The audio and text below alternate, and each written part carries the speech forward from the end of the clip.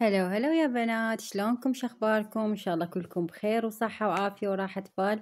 امين يا رب العالمين. اكيد راح نبدي فيديونا بمن بالصلاة على محمد وآل محمد.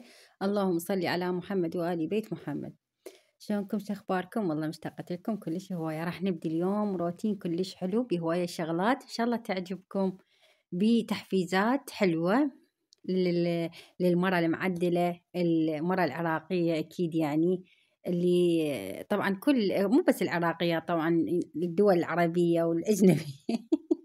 أروح تروح تتابعني واحدة غير عراقية وتقول لي هذه مش بس العراقيات يعني، لا والله كل النساء يعني بصورة عامة يعني، اللي يحبن بيوتهن ويحبن يشتغلن ببيوتهن. والله يا بنات، هذا رب العالمين أكيد جاي يشوفنا إحنا إيش قد نتعب ببيوتنا، وإيش قد نتعب على جيراننا، إيش قد نتعب على حياتنا. رب العالمين أكيد هذا همتنا ما راح ينساه يعني. أكيد دول قلبكم.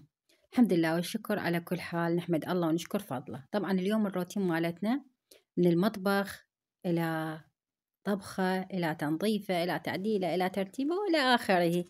خليكم ويا الفيديو، أتمنى تستمتعون به، أتمنى تحطون لايك وتحطون تعليق حلو يثبت وجودكم به. أتمنى تكبرون القناة وتصعدوا لي إياها وتوصلوها لأكبر عدد، لصديقاتكم لحبيباتكم لأخواتكم. أكيد إذا كانت يعني عاجبتكم القناة وعاجبتكم اليوميات وعاجبتكم الروتينات، أكيد يعني أنا ما أقول لكم لا يعني. بس إذا كانت صدق عاجبتكم الشيء جاي أقدمه، يا ريت توصلونا أكبر عدد من المشتركات، تكبرون لنا هاي القناة المتواضعة اللي إن شاء الله إن شاء الله نقدم كل شيء حلو بيها حيل الله. طبعا شنو كان عندي؟ دخلت للمطبخ قبل كل شيء، قبل لا أسوي ريوق، قبل لا هاي طبيت للمطبخ، نظفت المطبخ الحار، غسلت المواعين، مسحت أول شيء طبعا شنو مسحت هاي الأشياء على يعني على الكاونتر، مسحتها ونظفت المرمرة. قلت عمود شنو نغسل المواعين ونغسل على نظافة. تمام حبايبي. المهم جلفنا المواعين جلفة معدلة هنا، وعلى مود شنو ننشفهن يعني ننشفهن. يعني قصدي نقلبهن. أنا أعرف المواعين مقلبة بنات لحد ما تنشف. مرات إذا كانت عندي وجبة مواعين هواية بالغسالة، يعني خليتها بالغسالة تغسل، ويعني أشياء تظل عندي بسيطات أغسلهم بإيدي. أو كانت بيها مثلا وجبة غسل وناشفة وخالصة بس أنا ما مطلعتها يعني لحد الآن، لازم أطلعها وأصفط كل شيء مكانه. فمن هيك يعني الحمد لله. طبعا جلفنا المواعين، جلفت القلاصات، رتبت الأمور. أنا شوفوا بنات من نقعد من النوم أغسل وهذه وأروح للمطبخ. أول شيء أخدر الشاي، أخليه على نار هادئة وأعوفه، وبعدها إذا كانت عندي مواعين أغسلهم. إذا كان مثلا عندي أشياء مثلا طباخ وسخ، هيك أشياء، وأني يعني قبل لا أسوي الريوق، قبل لا هاي أكمل كل هاي الأمور، أو قبل لا أبلش طبخة الغداء يعني طبختي مال الغداء أن أريد أطبخ أو أريد أسوي ريوق، أسويه على نظافة. تمام. غسلنا الماعين وغسلنا المرمرة قلت لكم المرمرة. هي مو مرمرة اسمها؟ ولا أنا غلطانة؟ بعد ما أدري تصلحوها من يومكم إذا كنت غلطانة. إن شاء الله أكون ما غلطانة. مرات بنات والله تدرون المونتاج يعني، شوفوا إحنا لو ننسى بالمونتاج، لو يشوفونا الفيديو، لو يخوننا التعبير، فأنتم لا تظلون تدققون على هيجي أشياء كلش بسيطة من خلال الفيديو. خبتي تضلي استمتعي بالفيديو باعي، شوفي لك فد شي يعني مريح، يشجعك يقومك، مثلا تطبخين تخبزين تنظفين هيجي أمور.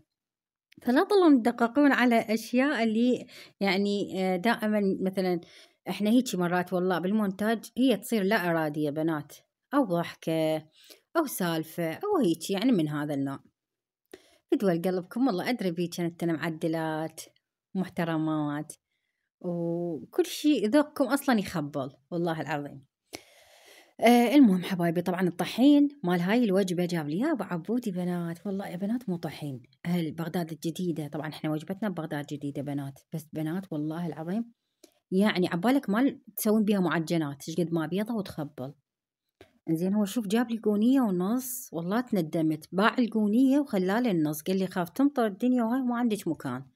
بعدين من شفتها تندمت، قلت له يا الله إيش قد تندمت على الطحين، قال لي ها شوفي شلون تندمتِ على الطحين، لأنه بنات صدق ما عندي مكان. وبعدين لأ جاب لي هسه جاب لي برميل من هذا الكبير، قال لي خلّي بيه الطحين على مود تحافظين عليه بعد، ولأنه ذاك اللي عندي انكسر مال الطحين، كنت أخلّي بيه الطحين.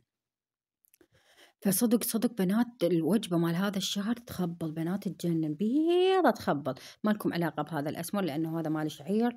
أني أخبزه لأبو عبودي، طبعًا عجنتها شوفوها شلون مختمرة وذابة روحها، عجنتها هي والبيضة وخليتها على الكاونتر وغطيتهم يعني بغطوة ثخينة، وعفتهم تقريبًا نص ساعة هيج، والله جيت لقيتهم مختمرين لأن عجنتهم بمي حار ودثّرتهم وجيت لقيتهم مختمرات. طبعًا من خلال هذا الفيديو اتذكرت سالفة بنات والله العظيم، مرات شوفوا نتذكر سوالف بأيام الشباب، أيام شبابنا يعني. أتذكر أني أول ما خبزت، يعني أول ما خبزت وين؟ خبزت ببيت بيبيتي، الله يرحمها هي ماتت المرة. فكان يعني كان أول ما خبزت بنات مجعمرات الخبزات ما تدرون، نص واقع نص هاي، بس والله يا بنات كانت توقف على راسي وتقول لي إيه عاشت إيدك عافية. كانت هي الله يرحمها تحب الخبزة الحارة. عافية عاشت إيدِك وتشجعني يعني. كانت والله دائمًا حتى لأبو عبد الله أسولف له أقول له من كنت أخبز وخبزي مو هذاك القد زين، بس تشجعني كانت عاشت إيدِك وعافية. ومن يجين خالاتي تقعد تسولف لهن خبزت اليوم وهيجي. والله العظيم يا بنات ما مكذبة يعني، أني قاعدة أحكي لكم هذا واقع حال. لأنه شنو تذكرت هذا اليوم ومن عجنت وخبزت ما شاء الله، وقالوا لي الخبز يخبط كنكاهي. طبعًا هم ما أدري يضحكون علي صدق كذب ما أدري بعد، هسه انتم راح تشوفوا الخبز. طبعًا كنت عاجنة شو اسمه أبيض وأسمر. وبنات الخطوة هذه كلش مهمة تعلمتها يعني ما صار فترة قليلة. أغطيهن وأعوفهن شوية، يعني هيك كم دقيقة بين ما علقة النور بين ما هاي، يعني صدق يدبر روحن بنات وينفشن يخبلن. شوفوا لي إياهن الخبزات صدق يخبلن. نص سويته مقسب وهذا مال الشعير هماتين سويته، فالحمد لله والشكر. فنرجع لسالفتنا. فهي كانت والله بنات من المشجعين اللي الله يرحمها. فشو تقول لي عاشت إيدِك وهيجي، وأني أخبز يوميًا. فأني بنات من الصغر ترى أخبز، بس يعني من اتزوجت تركت الخبز وهذي بعد. بس بعدين شفت إنه يعني يحبون خبزة البيت. أول ما جاب لي أبو عبودي تنور كهربائي، بعدين شوي شوي تطورنا صار الخبز مالتي زين وهاي، جاب لي تنور مال غاز. قبل هذا طبعًا قبل هذا كان عندي تنور، هذا العام جاب لي إياه، بس قبله كان عندي تنور. بس مطرت عليه الدنيا وهيجي وصار بيه يعني زنجار وهاي انطيناه، وجاب لي هذا جديد. بس والله يا بنات شوفوا لي إياها أبيض يخبل، طبعًا هو ظالمة والله التصوير بس صدق أبيض يخبل. فهنا هم إيش قالوا لي؟ قالوا لي الله ماما عقبالك كاهي والله العظيم.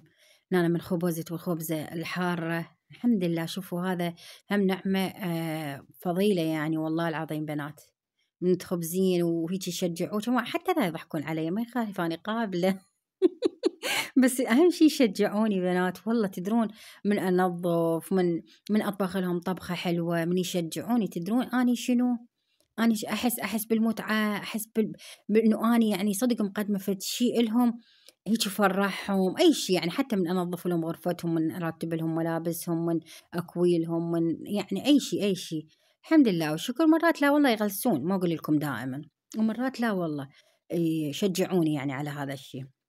فالحمد لله والشكر. إذا كنتِ أنتِ ما تعرفين تخبزين شوي شوي تعلمي، مو كليتنا جينا وعرفنا نخبز. هسه أنا لحد الآن خبزتها مو مثل الخبازات اللي هيجي القرص. أنا أقدر أسويها كبيرة بنات، بس من أسويها كبيرة المخدة مالتي صغيرة وتنوري صغير، فأنا أسويهن صغار أحسن عمود لا تظل بيها حواشي منا ومنانة وتقسب هيك على راحتها وتصير خبزة تخبل. أكيد خبز حار شو نسوي وياه؟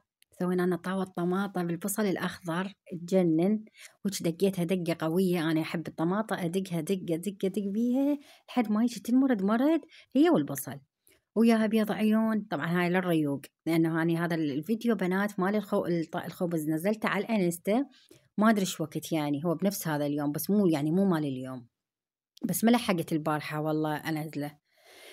المهم حبايبي خبزنا وسوينا طماطة سوينا بيض وسهمنا وسهمكم مليون عافية. ما تدرون خبزة البيت ايش قد طيبة بنات وايش قد إلها طعم بالقرآن، يعني مو مثل هالخبز البرة. خبز البرة بنات ما تحسيها كأنها لاستيكة، والله احنا ننطر مرات نجيب بس هي تحسيها لاستيكة. بس خبزة البيت ايش قد الله مبارك بيها، ايش قد إلها طعم. الحمد لله والشكر على كل حال. والله الله إن شاء الله ينطينا الصحة والعافية ونقدر نكفي ونوفي ببيوتنا. حيل الله يعني رب العالمين إن شاء الله ينطينا العافية ونقدر نسوي لهم كل الأشياء اللي هم يتمنوها، وباكر عقبة يتذكرون عليها ويقولون رحم الله والديكم أهلنا ما قصروا، وإن شاء الله أكيد يعني.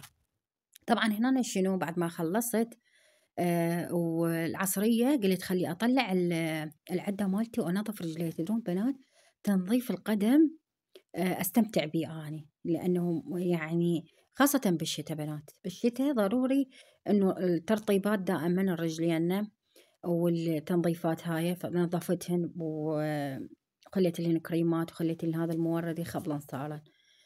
وعزلت أغراضي ورجعت لهم مكانهن. وهنا أنا بخرت البيت بعد ما نظفنا، بخرت غرفتي شت منظفة البيت تنظيفه يخبل والله. زين. وفتحت الشباك مال غرفتي هويتها، فتحت البيبان مال البيت كله بحيث اخلي الهواء هيجي يصير الهواء بارد بالبيت، بس شويه مو هوايه، المهم بس انه نجدد الطاقه بيه. وها هي المهم حبايب قلبي. طبعا هنا أنا بخرت غرفتي وبخرت الهول بخرت المطبخ، بخرت كل شي يعني بالبيت. ما شاء الله الريحة صارت تجنن لحد ثاني يوم والله يا بنات، وريحة البخور تجنن هيجي بالبردات، بالبردات بالفراش. دائما أبخر البردات، أبخر الكناتير مال الملابس، أحس يعني الريحة تظل ثابتة بيهن مال البخور. كلش أحب البخور وأحب من أبخر البيت والبيت نظيف. أكيد هنا راح ينتهي الفيديو حبايب قلبي، أحبكم كل شوية ومع ألف سلامة.